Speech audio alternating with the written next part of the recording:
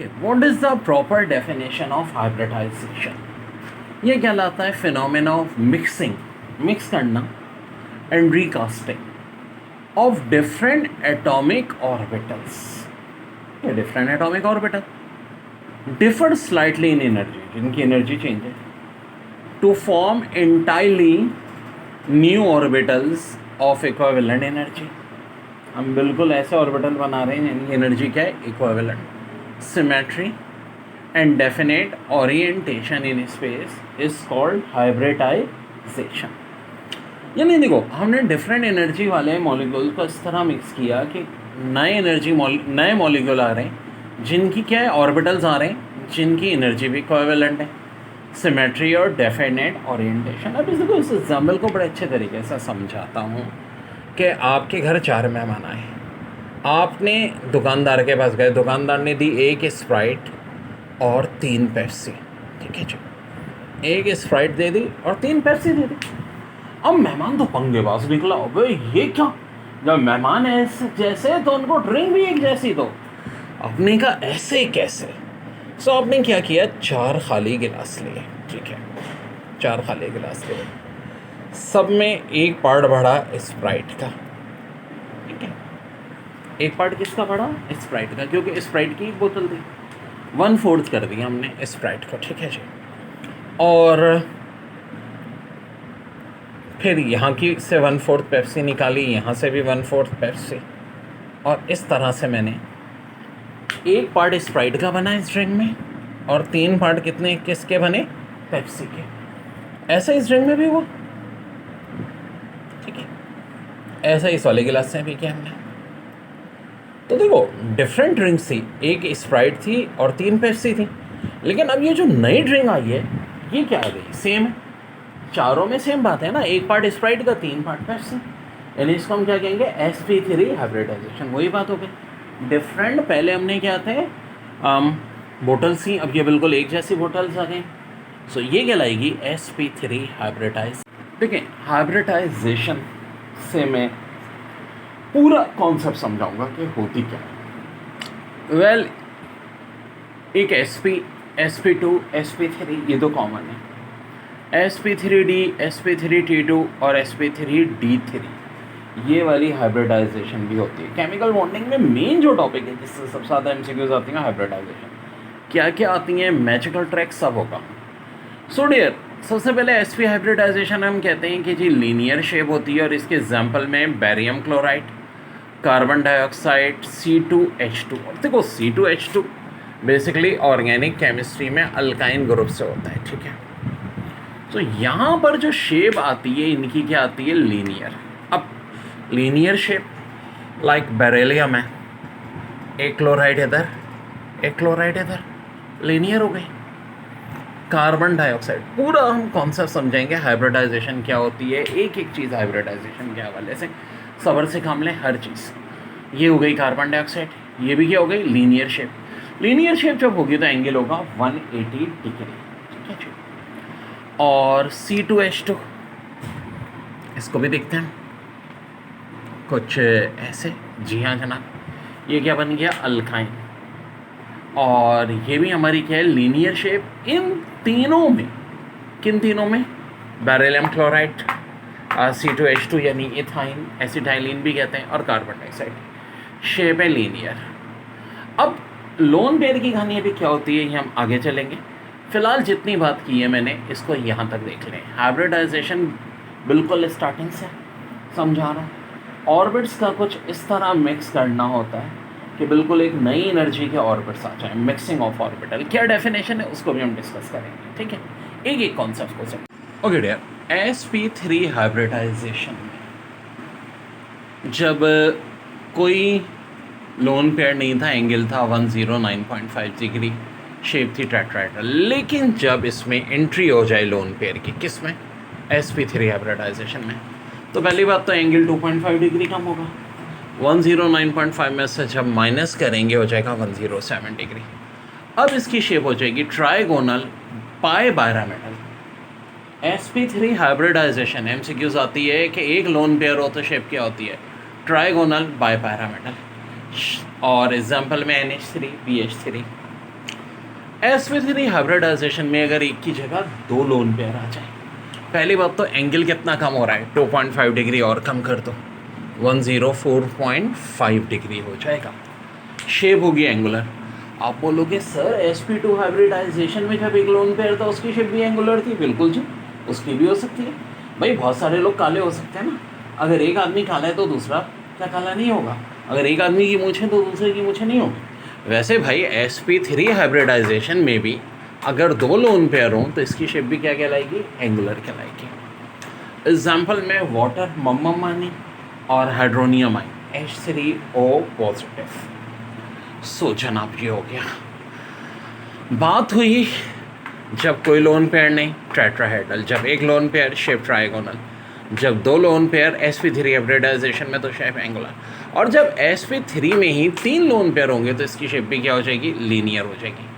Example में HF और OH negative. अब बारी आती है sp3 हाइब्रिडाइजेशन की। आखिर इसकी शेप कैसी होती है? टेट्राहेड्रल। ओके जी, ये एक बात हो गई। और दूसरी बात कि sp3 हाइब्रिडाइजेशन के एग्जाम्पल में CCl4 C2H6 SO4 -2 SiCl4 और SnCl4। ये सारी कहानी कब की है? जब भाई sp3 हाइब्रिडाइजेशन में कोई लोन पेयर ना हो। MCQs आएगी कि sp3 हाइब्रिडाइजेशन में कोई लोन पेयर नहीं होगा तो इसकी शेप होगी tetrahedral. Well, bond angle accurately तो ये होता है 109 डिग्री 28 मिनट। अप्रॉक्सीमेटली हम कह सकते हैं 109.5 डिग्री, अगर डिग्री में लिखो तो। सो ये हो गया sp hybridization without lone pair. ठीक है, लोन पेयर की अब क्या कहानी है इसको हम देखते हैं। अब देखो, sp2 हाइब्रिडाइजेशन ही की बात कर रहा हूँ मैं। ट्राइगोनल प्लेनर शेप तो तब थी जब नो लोन पेयर था, लेकिन जैसे इसके अंदर एक लोन पेयर आ जाए। अच्छा, sp हाइब्रिडाइजेशन में लोन पेयर नहीं आ सकता, ये भी सुनना। sp2 हाइब्रिडाइजेशन में एक लोन पेयर आ सकता है। तो इस एक लोन पेयर के आते ही आखिर क्या फर्क पड़ेगा? शेप हो जाएगी ट्राइगोनल प्लेनर से एंगुलर। अब एग्जाम में MCQs कैसे आती है कि sp2 हाइब्रिडाइजेशन की शेप जब कोई लोन पेयर ना हो क्या होती है? Trigonal planar. और sp2 हाइब्रिडाइजेशन की शेप जब एक लोन पेयर हो तो क्या हो जाती है? एंगुलर। अब इसकी एग्जाम्पल भी बता देता हूँ, ppCl2 और SnCl2। ठीक है, किसकी एग्जाम्पल है? sp2 hybridization but with one lone pair. क्योंकि एक लोन पेयर आने से एंगल में 2.5 डिग्री कम हो जाता है। जब 2.5 डिग्री कम हो जाएगा तो ऑफकोर्स शेप में भी तब्दीली आएगी। तो बात हो गई अब sp2 हाइब्रिडाइजेशन की complete. Without lone pair shape trigonal planar, with one lone pair shape is angle. अब एक होती है sp2 हाइब्रिडाइजेशन, यानी sp में एक ऑर्बिटल s का एक b का, यानी s का करेक्टर भी 50% होता है, b का करेक्टर भी 50% होता है। लेकिन जब हम sp हाइब्रिडाइजेशन की बात करते हैं तो देखो, एक s b2 33.33% s का करेक्टर, 66.66% b का करेक्टर। अब देखो, शेप लिखी है ट्राइगोनल प्लेनर, लेकिन ये ट्राइगोनल प्लेनर शेप उस वक्त होगी जब कोई लोन पेयर नहीं होगा। अब लोन पेयर क्या होता है ये भी मैं समझाऊंगा।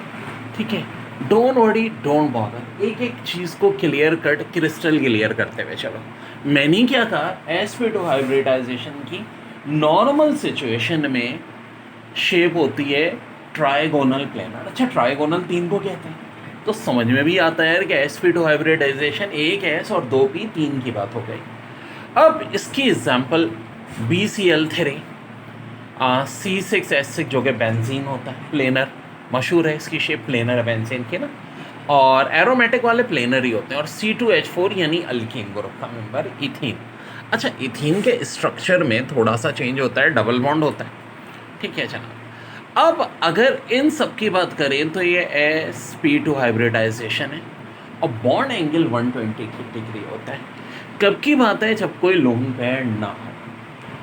लोन पेयर होगा तो क्या होगा वो भी बताऊंगा, और उससे पहले ये भी समझाऊंगा कि लोन पेयर होगा क्या। पहले यहाँ तक जहन में बिठा लो कौन सा। बच्चों, sp3d हाइब्रिडाइजेशन की शेप क्या होती है?